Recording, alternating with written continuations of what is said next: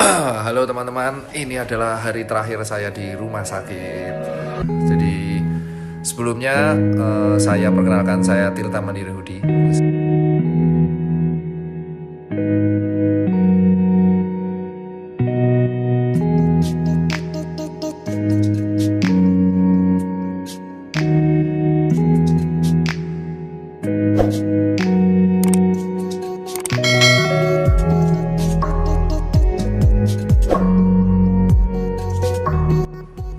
Halo teman-teman, ini adalah hari terakhir saya di rumah sakit.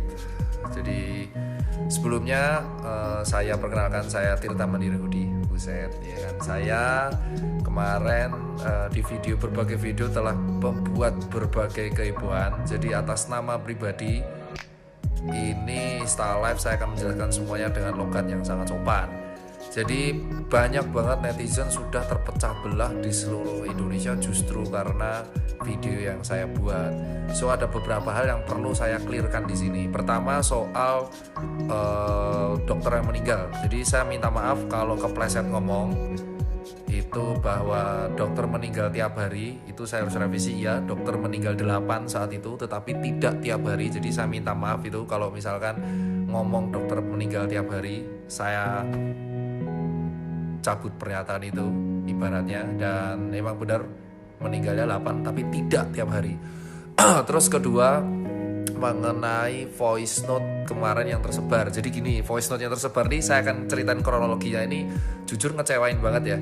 Jadi voice note itu ceritanya ada anak di grup, itu tuh grup, tapi saya nggak bisa ngomong grupnya apa, intinya adalah grup persatuan brand gitu. Terus ada seorang anak tuh tanya ke saya, Mas Tirta, kalau misalkan ini itu jadi lockdown, simulasinya kayak apa? Sambil dia ngepcar foto yang udah diklarifikasi sama Jasa Marga bahwa itu hoax, yang dibongkar, yang di Cipinang. Nah, itu kan simulasi ya. Saya bilang di voice note, saya bilang ngechat, panjang mas kalau simulasi, setahu saya harus izin ini, izin presiden, izin ini baru kayak gini. Panjang mas, mending saya terangkan lewat voice note. Nah, saya buatlah voice note panjang tuh. Saya buat voice note panjang, intinya adalah kalau dari diskusi dengan staf sus presiden, kalau lockdown seperti itu. Nah, saya itu tidak mengatakan lockdown untuk seperti itu gitu, tetapi dalam artian saya ini itu ditanya orang simulasi gitu loh. Jadi orangnya ini menyebarkan voice note saya ke grup-grup keluarga. Wah, itu luar biasa Pak, sampai diupload di YouTube tuh saya bingung gitu. Saya tunggu dulu sehari, ternyata meledak. Dan di sini saya meminta maaf banget kalau voice note itu jadi viral. Saya minta maaf nih buat warga negara dan pemerintah terkhususnya yang jadi terkesannya kayak aneh, padahal dari awal saya tuh niatnya justru membantu pemerintah ya di sini. Jadi saya minta maaf banget sekali lagi buat teman-teman warga negara yang terpecah belah karena voice note itu dan statement yang meninggal itu. Jadi emang benar yang gugur teman saya ada 8, saya lupa sekarang ada berapa ya. Tapi bukan tiap hari. Saya minta maaf soal itu. Terus yang kedua soal voice note itu pure saya jawab teman saya di grup. Fatalnya saya adalah ini pelajaran berharga buat saya nggak akan pernah share seperti itu lagi di grup karena rentan banget viral di grup WA, GWA. Terus yang ketiga mengenai statement saya yang marah-marah di mobil.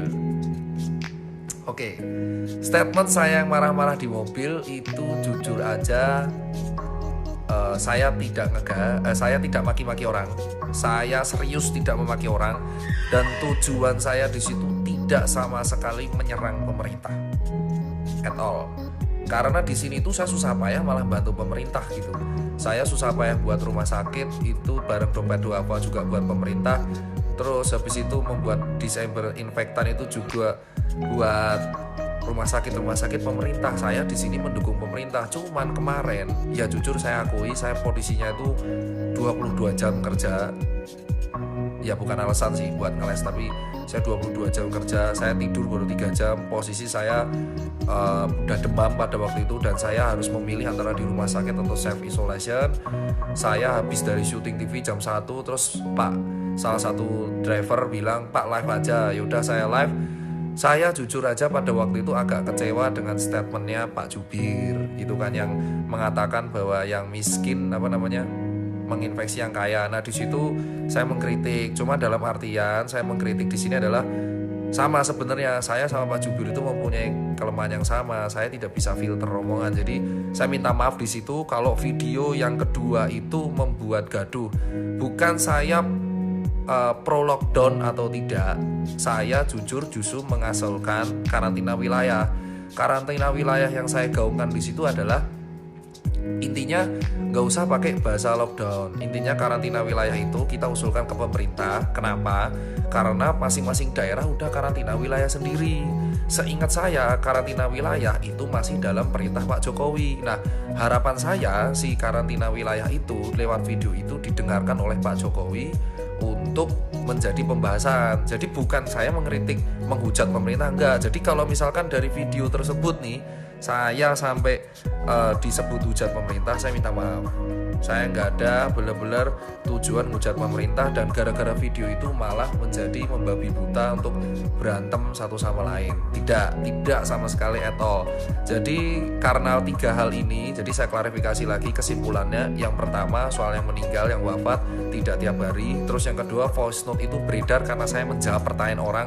Kalau saya mau mention orangnya juga nggak enak ya saya. Jadi udahlah, saya simpen pelajaran berharga buat saya. Itu pure ada benar-benar simulasi tapi malah dibuat seperti itu. Saya minta maaf kalau buat kegaduhan.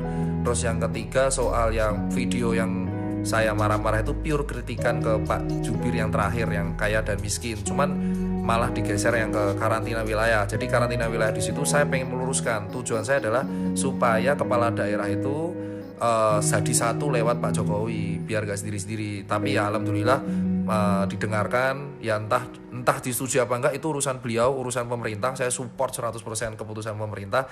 Kalau misalkan video itu ngebuat viral dan ngebuat ngebuat perdebatan di media sosial, saya minta maaf. Jujur aja, saya nggak bertujuan itu, karena tujuan saya di sini adalah, kembali lagi, saya posisi tujuan di sini adalah kemanusiaan. Saya membantu teman saya yang kekurangan APD first. Yang kedua adalah saya pengen buat rumah sakit lapangan, dan akhirnya kejadian 6 April, sumpah alhamdulillah, terima kasih teman-teman. Rumah sakit lapangan itu saya buat dengan tujuan untuk membantu mengurangi beban pemerintah dalam jumlah peningkatan pasien PDP dan ODP. Terus ketiga, saya ingin buat edukasi masyarakat bersama Menkes, di ACC oleh Bu Kirana, staf Menkes. Hari besok Selasa kita akan buat edukasinya.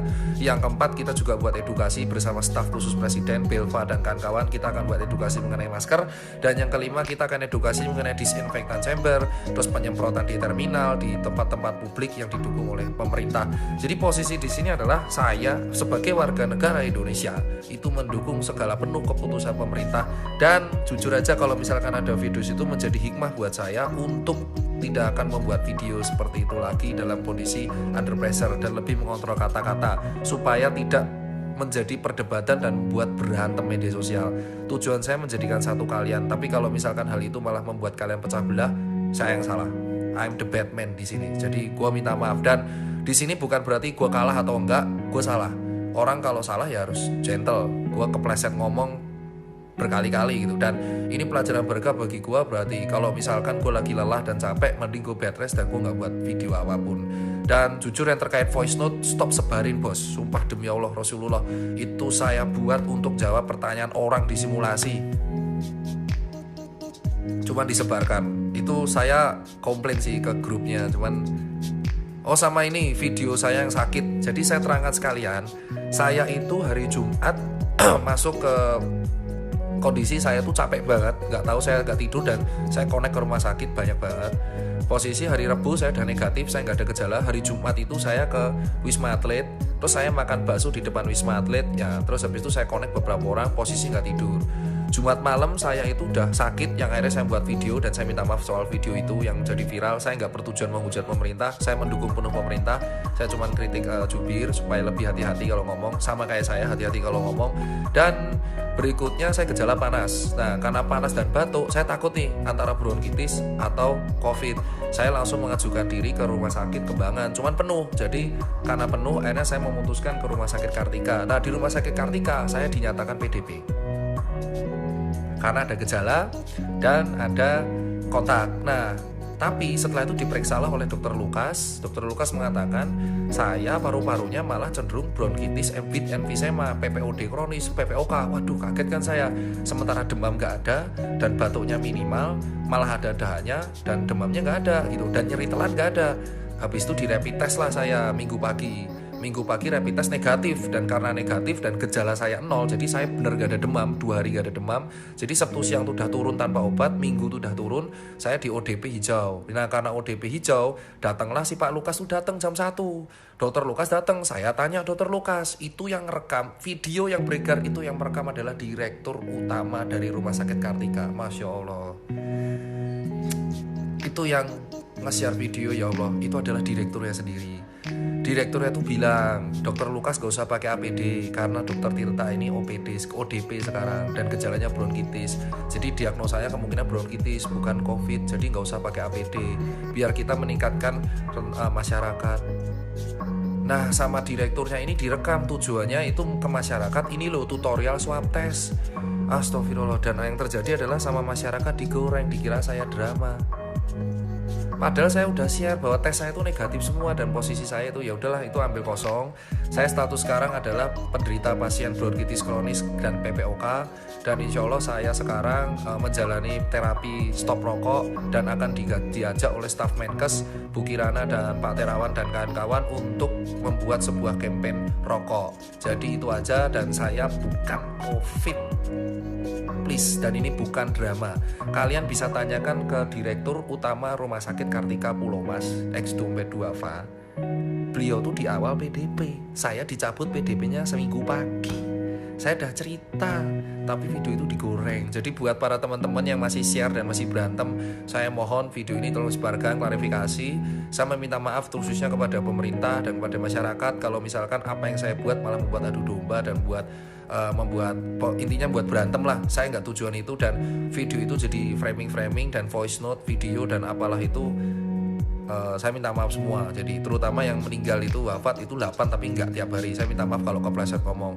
Semoga aja Indonesia bisa satu melawan COVID, dan itu hikmah buat saya supaya ngomong lebih dikontrol, dan hikmah juga buat saya untuk tetap mendukung pemerintah, karena di sini adalah ke Pak Jokowi sebagai panglima tertinggi dan presiden tertinggi itu yang berhak menentukan keputusan di Indonesia Raya ini. Semoga aja saya bisa membantu Pak Jokowi untuk mengalahkan COVID. Segitu aja dari klarifikasi aja saya, semoga bermanfaat buat kalian. See you semua.